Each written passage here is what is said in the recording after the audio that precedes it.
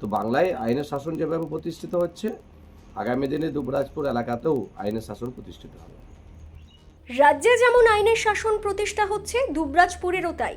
2021 সালের ভোট পরবর্তী হিংসা মামলায় তৃণমূলের অঞ্চল সভাপতি সহ 8 জন গ্রেপ্তার হতেই এই ভাষায় তীব্র কটাক্ষ করলেন দুবরাজপুরের বিধায়ক অনুপ কুমার সাহা।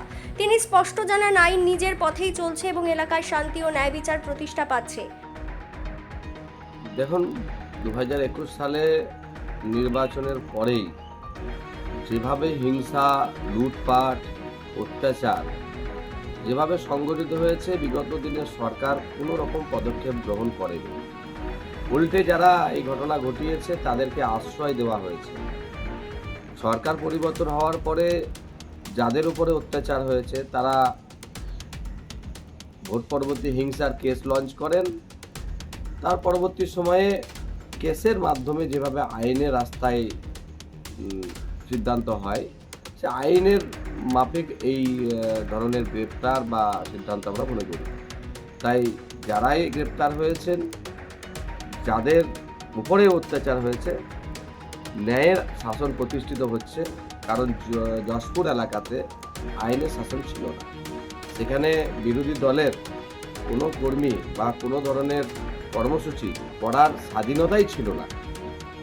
তো বাংলায় আইনের শাসন যেভাবে প্রতিষ্ঠিত হচ্ছে, আগামী দিনে দুবরাজপুর এলাকাতেও আইনের শাসন প্রতিষ্ঠিত হবে। 2021 সালের 3রা মে বিধানসভা নির্বাচনের ফলাফলের দিন বীরভূমের দুবরাজপুর ব্লকের যশপুর এলাকায় ব্যাপক রাজনৈতিক হিংসার অভিযোগ ওঠে। অভিযোগ ছিল, যশপুর গ্রাম পঞ্চায়েতের তৃণমূল কংগ্রেসের অঞ্চল সভাপতি মুন্সি মোজাম্মেল হক ওরফে কাঞ্চনের নেতৃত্বে একদল কর্মী সুপরিকল্পিতভাবে দল বেঁধে গিয়ে এলাকায় ঘরবাড়ি লুটপাট, ভাঙচুর এবং মহিলাদের শ্লীলতাহানি করে। সেই পুরনো মামলার তদন্তে নেমেই আজ বুধবার ভোররাতে দুবরাজপুর থানার পুলিশ এলাকায় একটি বিশেষ অভিযান চালায়। অভিযান চালিয়ে মূল অভিযুক্ত তৃণমূল নেতা মুন্সি মোজাম্মেল হক ওরফে কাঞ্চন সাহা মোট 8 জন তৃণমূল কর্মীকে গ্রেপ্তার করে পুলিশ। আজই ধৃতদের দুবরাজপুর আদালতে তোলা হলে আদালতের বিচারক তাদের প্রত্যেককে 14 দিনের জেল হেফাজতের নির্দেশ দেন। এই মামলায় ধৃতদের বিরুদ্ধে ঠিক কী ধারায় অভিযোগ আনা হয়েছে তা আদালত চত্বরে দাঁড়িয়ে বিস্তারিত জানান সরকারি আইনজীবী রাজেন্দ্র প্রসাদ দে।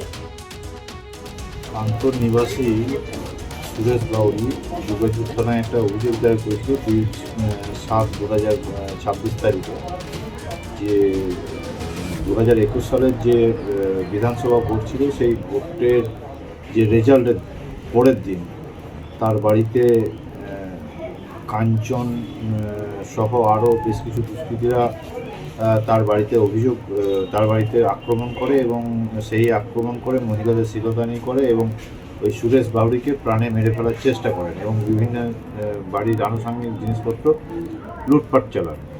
এই অভিযোগ পাওয়ার পর দুবরাজপুর থানার পুলিশ তদন্ত শুরু করেন এবং তদন্তে এই কাঞ্চন সহ মোট 8 জনকে অ্যারেস্ট করে আজকে লার্নেড কোর্টের কাছে প্রডিউস করেন এবং লার্নেড কোর্ট উভয় পক্ষের শুনানির পর অভিযোগ খতিয়ে দেখে তাদের যে বেল পেয়ার সেটা রিজেক্ট করেন এবং তাদেরকে 14 দিনের জন্য জেলে হেফাজতের নির্দেশ দেন।